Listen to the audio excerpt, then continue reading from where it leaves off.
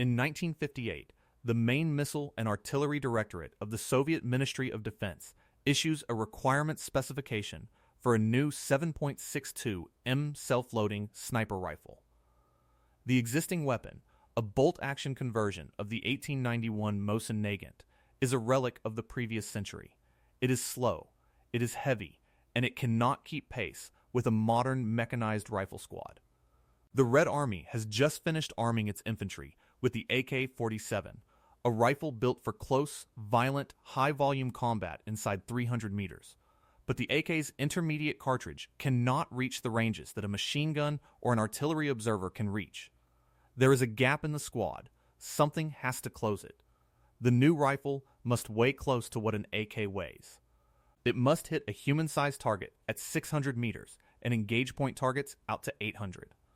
It must chamber the 7.62 A54 MMR, a rimmed cartridge already 67 years old, because that is the round the machine guns already fire, and a sniper who cannot share ammunition with his own squad is a liability, not an asset. The specification goes out to the design bureaus of the Soviet small arms industry. Sergei Semenov responds. Semenov is the designer of the SKS, the semi-automatic carbine that armed half the Warsaw Pact and half of Southeast Asia. He has been building rifles since before the Second World War.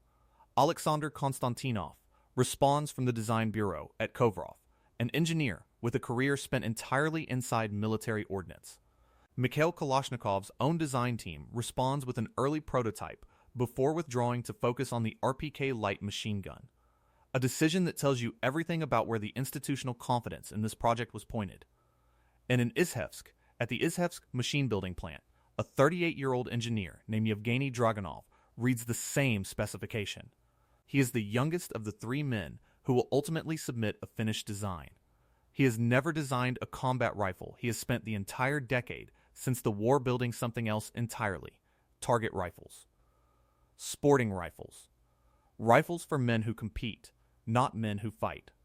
One of them, a rifle called the Zenit TSV-55, will go on to win Olympic gold in biathlon.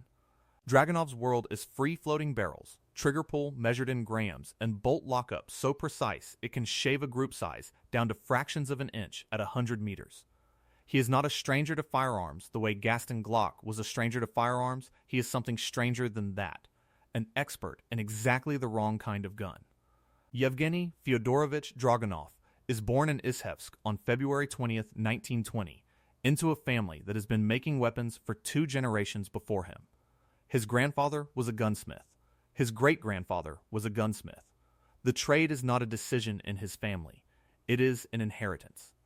At 14, he enters the Industrial College, a trade school designed specifically to feed engineers into the Izhevsk arms factories.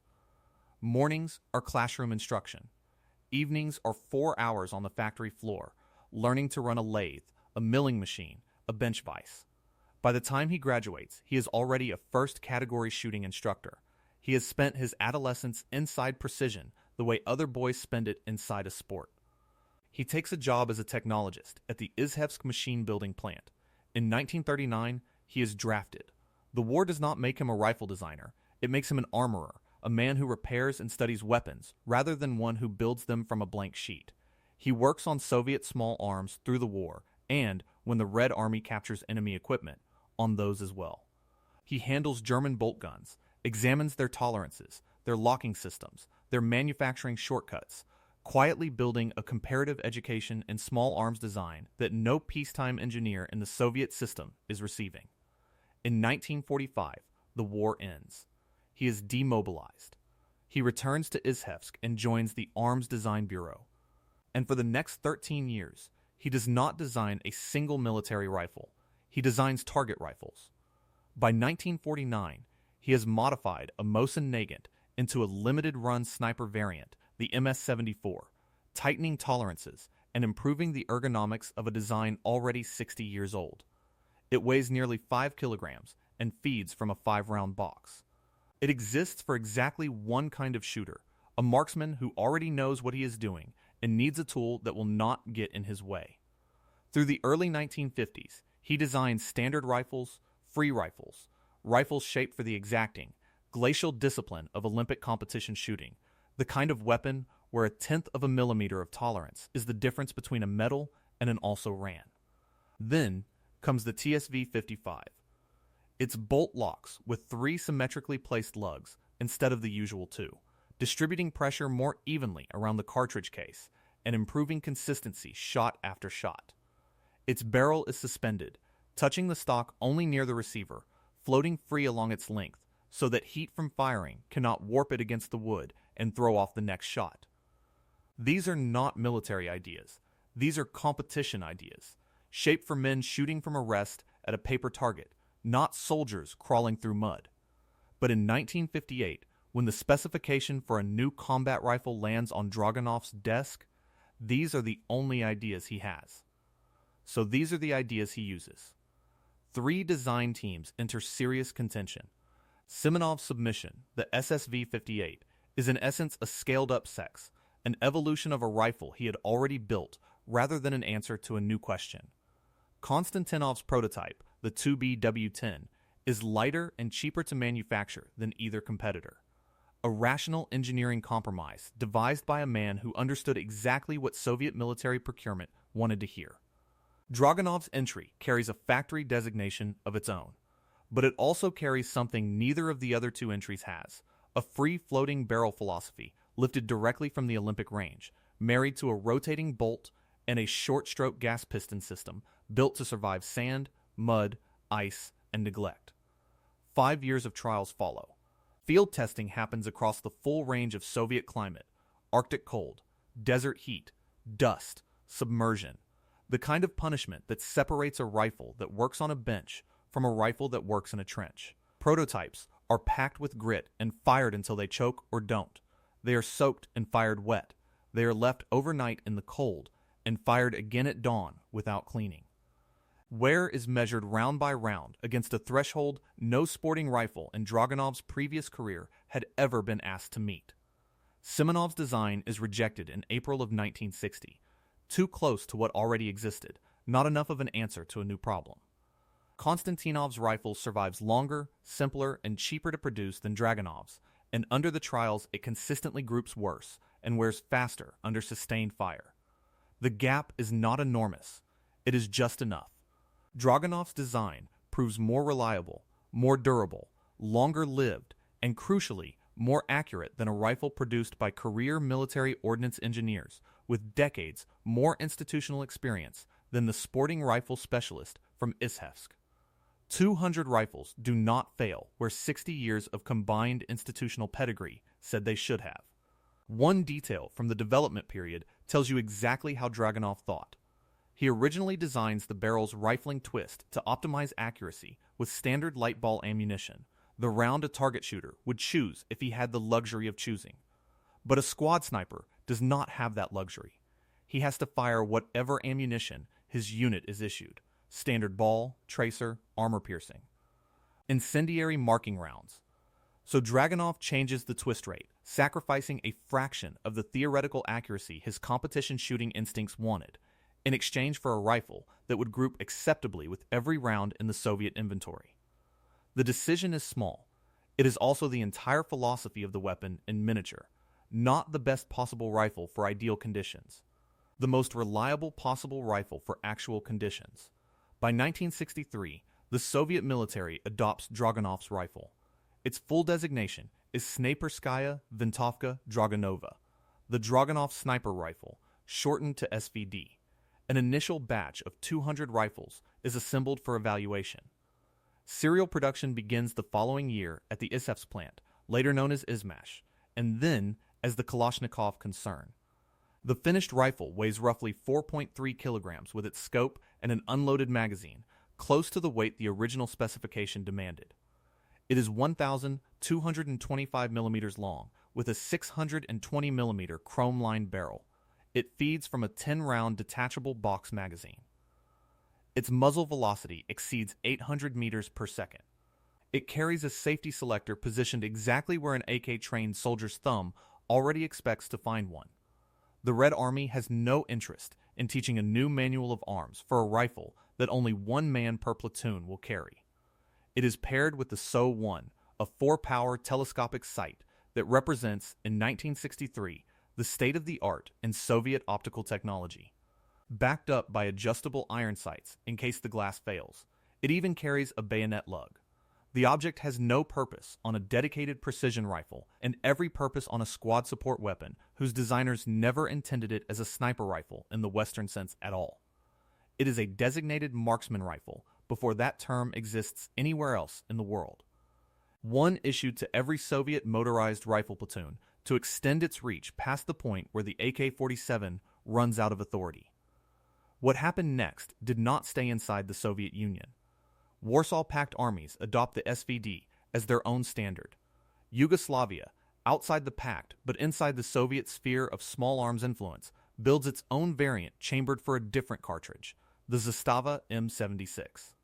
Romania builds the PSL, a rifle that borrows the SVD's silhouette and roll but is mechanically descended from the more available Kalashnikov pattern receiver, a pragmatic substitution that most Western observers mistake for the genuine article for decades. China captures SVD rifles during border fighting with Vietnam, reverse engineers them, and puts its own version into production as the Type 79 and later the Type 85. Iran, in turn, copies the Chinese copy. A rifle designed by a target shooting specialist in a closed Soviet design bureau ends up manufactured, under one name or another, on 4 continents, by governments that had never spoken to each other, and in some cases had never spoken to Moscow either. It shows up in Vietnam in the hands of North Vietnamese and Viet Cong marksmen picking off American soldiers at ranges American infantry rifles could not answer. It goes into Afghanistan a generation later, this time in the hands of the Soviet army itself, then in the hands of the Mujahideen fighting them, using rifles captured from the army that made them, whose war doesn't matter to it. It appears in the former Yugoslavia, in Chechnya, in Iraq, in Syria, in the hands of soldiers, insurgents, militias, and irregulars, who share almost nothing except a rifle whose lineage traces back to a competition shooting bureau in Izhevsk. A weapon built by a man optimizing for paper targets on a still morning ends up deciding engagements on battlefields on 5 continents. Carried by men who never heard his name and governments who never asked his permission. The silhouette never needed a passport. By the second half of the 20th century, it becomes visual shorthand for a sniper rifle, the way the Kalashnikov became shorthand for an assault rifle.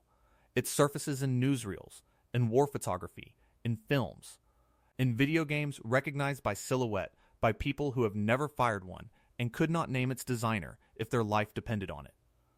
Ask 100 people what an AK-47 is, and most will know. Ask the same 100 people who designed the rifle photographed across every conflict since Vietnam that isn't an AK, and almost none of them will say Dragunov. That last detail is where the story stops being a straightforward triumph. Mikhail Kalashnikov became a household name inside the Soviet Union and then across the entire world. Streets bear his name, statues stand for him, his face fixed on museum walls. Dragunov built a rifle that arguably achieved a wider and more varied global footprint, adopted, copied, and reverse engineered across more borders and more conflicts than almost any dedicated sniper platform in history, and his name remained, for most of his life, known chiefly to Soviet military planners and later to a narrow world of Western small arms researchers. Soviet institutional culture did not build engineers into public figures. It turned weapons into state property and kept the men who designed them inside the factory walls where they worked. Dragunov received the Lenin Prize for the SVD, an internal Soviet honor, significant inside the system that awarded it and functionally invisible outside it. He kept working. Over the following decades, he contributed to roughly 50 firearms designs across sporting, hunting, and combat categories, an output that rivals any small arms designer of the century, largely undocumented outside specialist circles. Not every contest went his way. In the competition that produced the compact H-74U carbine, Dragunov submitted his own design, a gas-operated weapon called the MA. By most technical assessments, it performed comparably to Kalashnikov's entry. It lost anyway, not because it was worse, but because Kalashnikov's design shared tooling and parts commonality with the AK-74, which was already in production. The military did not need the better carbine. It needed the cheaper one to manufacture at scale, and cheaper, in that instance, meant whatever was already on the assembly line. The same institutional gravity that had once briefly let an outsider's better rifle beat the establishment's rifle in 1963 reasserted itself a decade later and beat the outsider right back down. Merit had won once. Logistics won the rematch. Yevgeny Dragunov died in Izhevsk on August 4, 1991. 2.5 weeks later, hardline Soviet officials attempted a coup against Mikhail Gorbachev. Within 4 months, the Soviet Union that had commissioned his rifle tested it across 5 years in every climate its territory could produce, adopted it, manufactured it, and exported it to allies on every continent. No longer existed. In 1992, the newly formed Russian Federation posthumously awarded him the State Prize, an honor from a country that had not existed when he designed the weapon it was honoring him for. The rifle outlived the ministry that specified it. It outlived the union that adopted it. It outlived the design bureau that built it under one name and would go on building descendants of it under several more. The SVD and its later variants, the folding stock SVDs, the modernized SVDM. The Bullpup SVU remain in production and in service today, more than 60 years after a target shooting specialist from a family of gunsmiths decided that the ideas he had spent a decade refining for Olympic biathlon could survive a trench. There is no villain in this story either. No corporate raider, no leveraged buyout, no executive chasing a quarterly number. There is only a state that built a weapon, a designer it never made famous, and a country that dissolved out from under both of them within weeks of each other. Simonov brought a legend's Ursum and lost. Konstantinov brought a cheaper, lighter, more sensible design and lost by the smallest of margins the trials could measure. Kalashnikov's own team looked at the requirement and decided the fight wasn't worth entering. And the man who spent 13 years building rifles for men who were only ever trying to hit a paper target walked into a 5-year contest against career military engineers and came out the other side having built the rifle that armed both sides of half the wars fought for the rest of the century. He never got the statue, and he never got his face on a wall. He got a street named after him in a corner of Izhevsk in 1992, a year after he died, in a country that had just been born. What he actually got was quieter and larger than any of that, a shape that outlasted the empire that ordered it built, carried today by soldiers and armies that did not exist when the specification was written. On a cartridge that was already old when he was born, firing a design philosophy he learned on a shooting range designed for men trying to win medals, not wars. The rifle is still in production. Descendants of it, the folding stock SVDs made for airborne troops, the modernized SVDM with its updated furniture and optics rail, the Bullpup SVU developed for close quarters marksmen, still roll off the same lineage of tooling that traces back to Izhmash in 1964. Armies that adopted it during the Cold War still issue it. Armies that copied it without permission still manufacture their own versions of it. The specification that started it all asked for a rifle that could close a 500-meter gap between a rifleman and a machine gunner. 67 years later, nobody in the Russian small arms establishment has designed a replacement that has managed to fully retire it. Konstantinov's rifle is a footnote in trials documents.